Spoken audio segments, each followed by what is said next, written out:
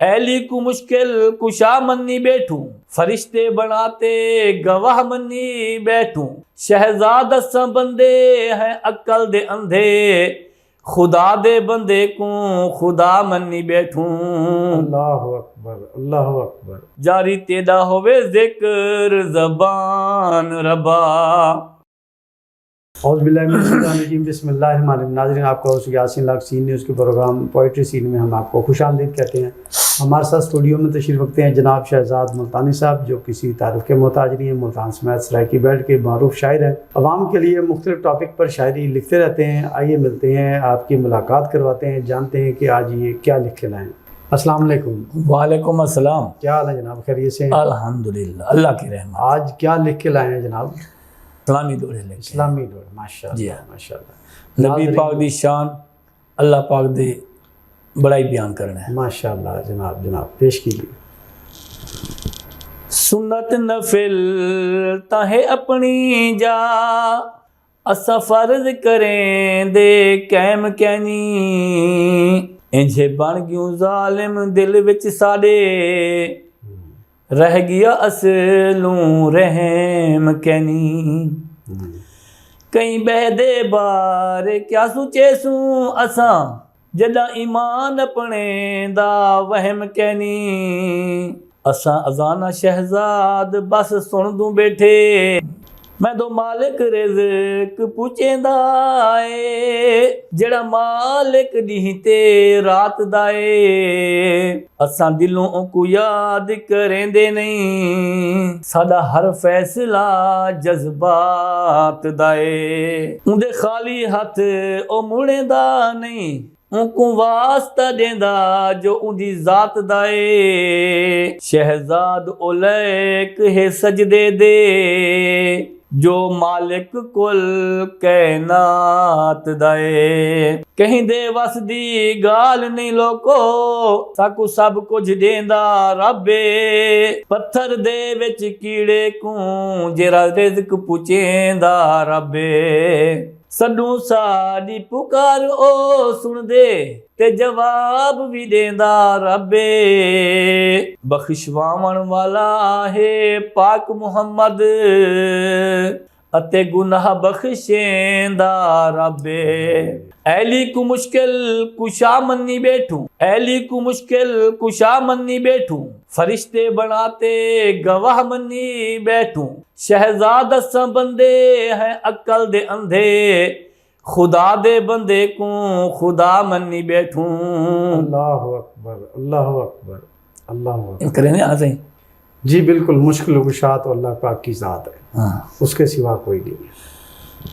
اہلی تو پہلے کون مشکل کشا ہے، عقل دی ون کر گھن جے ملتی دوائی، اندے باجو مشکل کوئی حل کر نہیں سکدا، جے سب کو بنایا ہے جو سب دا خدا ہے، سب کا پروردگار ہے، سب کا خالق ہے، مشکل حل وہی کر سکتا ہے، بالکل کوئی نہیں جو کر اللہ کے پیارے بندے ہیں، چاہے وہ پیغمبر ہیں، ولی اللہ ہیں، ان کا مقام اپنی جگہ، اپنی وہ جگہ بے ہے، شک وہ بھی اللہ سے ہی درخواست کرتے ہیں کہ ہماری یا فلاں کی مشکل جو ہے وہ حل کیجئے، ڈائریکٹ کوئی کسی کی جرت نہیں اللہ پاک کے سوا کسی مشکل کشائی کی بات کرنے کی، نعوذ باللہ۔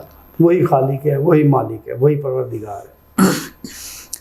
کھاکے رزق رب دا کرن مک حرامی، میں بندہ کیڑے کم دا، کرا مالک دے حکم تو روح گردانی، میں کوئی شرم ذرا بھی نہیں آمدا، او مالک او خالق سب دا، اوہ مالک جنم جنم دا، کاش شہزاد گناہگار ہون تو ہئی بہتر میں نہ جمدا، تعریف بیان میں کیا کر سکدا، اے بہوں اچھی تیری شان ربا، بڑی امتی پاک محمد دا، ہے تیرا بہوں وڈا احسان ربا، بس وقت آخر ایہا لامی منت، مرا پڑھدا میں پاک قرآن ربا، میں شہزاد ہوواں بھاویں نیندر دے وچ، جاری تیرا ہووے ذکر زبان ربا، ਯਾਰ ਮਨਾ ਜਿਵੇਂ ਯਾਰ ਮਨੀ ਜੇ ਮਨਸ਼ਾ ਯਾਰ ਦੀ ਪੂਰੀ ਕਰਕੇ ਜੇ ਮਾਰੀ ਛਲਾਂਗ ਇਸ਼ਕ ਸਮੰਦਰ ਵਿੱਚ ਹੁਣ ਡੁੱਬ ਕੇ ਵੰਜ ਯਾ ਤਰ ਕੇ क्या बात है जी। ਖਾਲੀ ਯਾਰ ਦੇ ਦਰ ਤੂੰ ਨਹੀਂ ਵੰਜਣਾ ਇਥੋਂ ਵੰਜਣੇ ਝੋਲੀ ਭਰ ਕੇ ਸ਼ਹਿਜ਼ਾਦ ਮੀਆਂ ਚਸ ਮਰਨ ਦੀ ਔਸੀ ਜੇ ਮਰਾਂ ਯਾਰ ਕੋ ਰਾਜ਼ੀ ਕਰਕੇ सुभान अल्लाह सुभान अल्लाह सुभान अल्लाह। ਖਾ ਖਾ ਤੇ ਵੇਂਦੂ ਪੇਟ ਭਰੇਂਦੇ ਹਲਾਲ ਹਰਾਮ ਖਬਰ ਕਹਿਨੀ ਉੱਠਦੂੰ ਤੇ ਖਾਵਣ ਲਗ ਤੂੰ ਅਸਾਂ थी वेंदी ए शाम खबर कहनी हे फिक्र फकत साकू खावण दी कहन रब दे एहकाम खबर कहनी किहड़े मकसद लई शहजाद साकू पैदा कीते सोने रब रहमान खबर कहनी सुभान अल्लाह सुभान अल्लाह। कदर कर उस मालिक दी ते कुजै इंसान बनाया आया नंगा जिस्म जहान उते ते कुजै पोशाक पवाया खाली पेट दी सुन ते दुहाई ते कुजै है रजाया उहो मालिक सदे उंदे दर ते न वञे ते कु शर्म शहजाद न आया कितना रहीम करीम है मालिक अते कितना है कराम करेंदा हुक्म अदूली करण वाले दा रिज़्क ओ बंद नहीं करेंदा मंगे कोई भावे ना मंगे बिन मंगिए ओ ताहे देंदा शहजाद डाढ़ा बद शुक्रा है क्यों ने रब दा शुक्र करेंदा रहमत दा दरिया इलाही अते रहमत नित वसेंदे असां सोचूं ना सोचूं साडे बारे रब सुचेंदे सारी जिंदगी शहजाद भावें कीते गुनाह सोहना गल दे नाल चलेंदे अपने महबूब दे उमतिए को पिया दोज़ख कोल बचेंदे किवें जिंदगी गुजारी दस बंदिया ते तू फरिश्ते आन सवाल पुछ सन तू बन ते जालिम मज़लूमें दा किवें खादा हावी माल पुछ सन गुजारी जिंदगी बद किरदारी विच किते को मौत दा आया ने ख्याल पुछ सन कि जे करके शहजाद आया है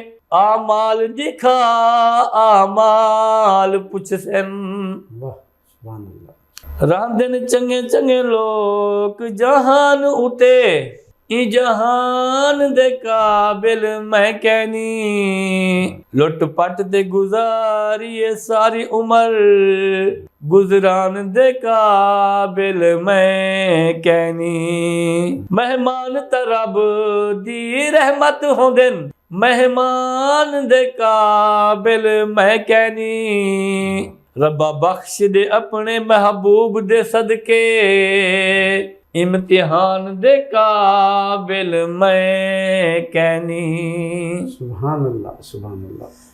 जी नाज़रीन, आपने जनाब शहजाद मुल्तानी साहब के सराइकी इस्लामी डोड़े सुने, यकीनन पसंद आए होंगे। अल्लाह पाक अपनी बारगाह में कबूल व मकबूल फरमाए। क्या खूब शान लिखी इन्होंने रब्बुल इज़्ज़त की, रब्बुल आलमीन की और उसके महबूब की। इसके साथ ही आज के प्रोग्राम का वक्त ख़त्म होता है। नेक्स्ट प्रोग्राम तक के लिए हमें इजाज़त दीजिए। पाकिस्तान जिंदाबाद।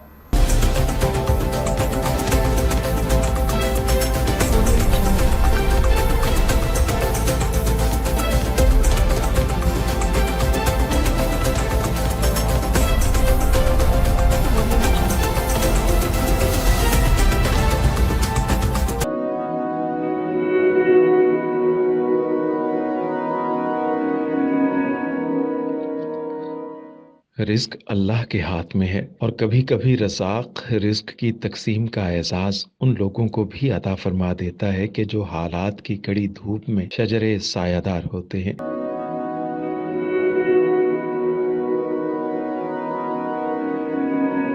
ملتان میں سلطان فاؤنڈیشن کی جانب سے مختلف مقامات پر سینکڑوں افراد کے لیے سلطان دسترخوان سجایا جاتا ہے۔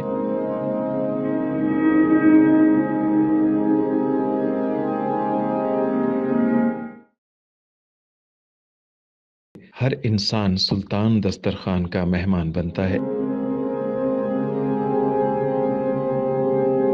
بلا شبہ سلطان فاؤنڈیشن انسانیت کا قابل فخر سرمایہ ہے، اور بھلے ہی ایسے ادارے ہوں یا افراد، وہ غربت و افلاس کے سلگتے صحرا میں احساس کی چھتریاں بنتے ہیں۔